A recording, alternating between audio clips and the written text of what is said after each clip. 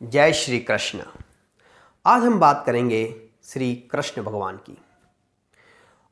मैं आपको आज यह बताऊंगा कि श्री कृष्ण की हर बात किस तरह से विज्ञान की कसौटी पर खरी उतरती है। भगवान श्री कृष्ण के जो अवतार हुए वह हमें यह बताते हैं कि पृथ्वी पर जीवों का डेवलपमेंट किस तरह से हुआ है। जैसे भगवान का पहला अवतार था मछली अवतार, जो आते हैं पीसीज में। भगवान का दूसरा अवतार हुआ कूर्म अवतार अर्थात कछुआ अवतार, जो आता है रेप्टाइल्स में। भगवान का जो तीसरा अवतार था वह था वराह अवतार, जो आते हैं मैमल्स में। अगर हम जंतुओं का डेवलपमेंट देखें पृथ्वी पर, तो जंतुओं का डेवलपमेंट, जीवों का डेवलपमेंट पृथ्वी पर इसी क्रम में हुआ है जिस क्रम में पृथ्वी पर श्री कृष्ण के अवतार हुए हैं। तो ये कितना बड़ा साइंटिफिक है। अब बात करते हैं भगवान श्री कृष्ण के सुदर्शन चक्र की। सुदर्शन चक्र के बारे में पहले आप थोड़ी सी जानकारी ले लीजिए। सुदर्शन चक्र भगवान श्री कृष्ण का एक शस्त्र है और इसको बनाया था विश्वकर्मा ने, और इसको बनाया गया था चांदी, और इस पे जो सूल हैं वह हैं लोहे के। और इसके अंदर जो मटेरियल यूज़ किया गया है वह लिया गया है सूर्य से। यह बात आप नोट कीजिए, मटेरियल जो अंदर जो इसका ईंधन है या जो फ्यूल है वह लिया गया है सूर्य से।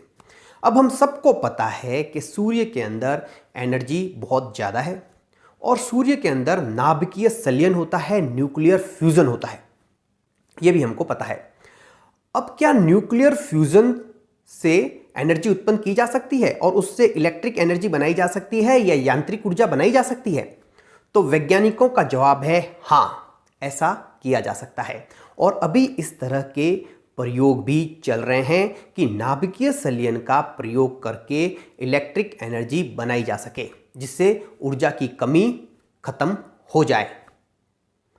तो अब आप देखिए, एक ऐसा हथियार बनाया गया, एक ऐसा औजार बनाया गया जिसके अंदर ऊर्जा ली गई है सूर्य की, और यह ऊर्जा जो है, जो नाभिकीय संलयन जो क्रिया है ना, ये बहुत ही सुरक्षित है। जैसे नाभिकीय विखंडन होता है, यह एक असुरक्षित एनर्जी है, क्योंकि जब नाभिकीय विखंडन की क्रिया होती है तो रेडियो एक्टिव मटेरियल्स की ज़रूरत होती है और रेडियो एक्टिविटी आसपास के इन्वायरमेंट की बढ़ जाती है।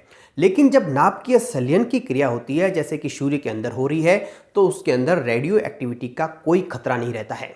अर्थात जो भी इंसान इस शस्त्र को चलाएगा या इस ऊर्जा का उपयोग करेगा, उसे रेडियो एक्टिव विकिरणों का, रेडिएशन का सामना नहीं करना पड़ेगा। अर्थात आपने एक ऐसी ऊर्जा उस यंत्र के अंदर लगाई है जो अनंत ऊर्जा है, जिसके अंदर एनर्जी बहुत ज़्यादा निकलेगी, लेकिन वो सेफ है, उसमें रेडियो एक्टिविटी या रेडिएशन का किसी तरह का रिस्क नहीं है। तो यह कितनी बड़ी बात है। तो अब आपके पास में ऊर्जा तो बनाई जा सकती है, ये तो पता लग गया। अब इसमें चांदी ही क्यों यूज़ की गई, सोना क्यों नहीं यूज़ किया गया? भगवान से जुड़ी चीज़ थी, कह देते सोने की बनी हुई है। यहाँ पर यह क्यों कहा कि ये चांदी का बना हुआ है?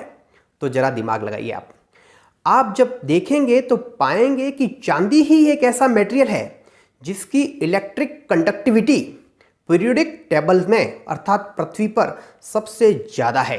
चांदी की इलेक्ट्रिक कंडक्टिविटी सबसे ज़्यादा होती है। इसी वजह से जब ऊर्जा उत्पन्न की गई तो उसको आगे ट्रांसफ़र करने के लिए या उसकी कंडक्टिविटी बढ़ाने के लिए एक ऐसे मटेरियल की ज़रूरत रही होगी जिसकी इलेक्ट्रिक कंडक्टिविटी सबसे ज़्यादा हो।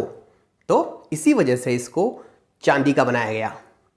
और लोहे के सूल, ये तो बहुत ही अच्छी तरह से समझा जा सकता है कि इसकी स्टेबिलिटी ज़्यादा रहे, ये ज़्यादा लंबे टाइम तक चल सके।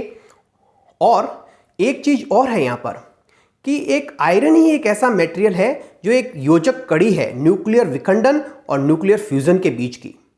ये साइंटिफिक लोग ही समझ सकते हैं, क्योंकि आयरन के ऊपर के मटेरियल का ही न्यूक्लियर विखंडन होता है, उसके नीचे वालों का नाभिकीय संलयन होता है।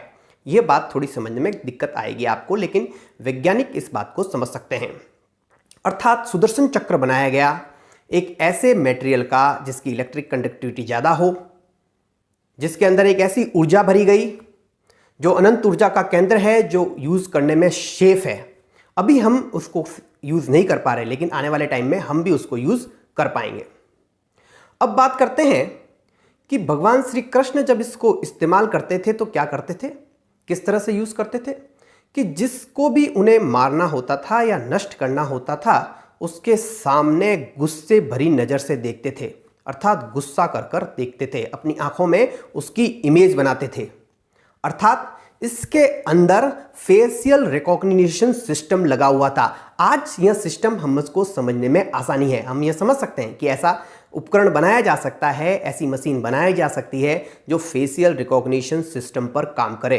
लेकिन आज से कुछ समय पहले इस बात को भी समझने में हमें दिक्कत आती।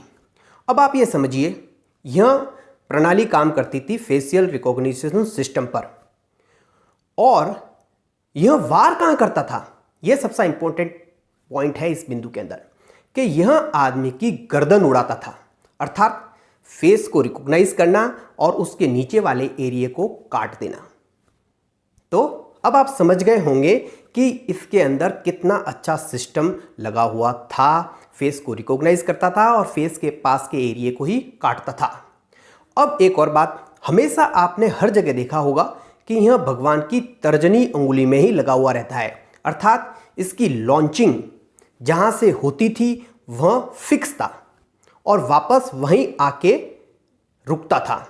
और यह आज की साइंस के लिए इसको समझना कोई मुश्किल बात नहीं है, अर्थात जहाँ से लॉन्च किया जा सकता है वहीं वापस ये आता है। इस बात को, इस तरह के यंत्र अब बन चुके हैं, तो इसमें भी कोई विशेष गणित नहीं है।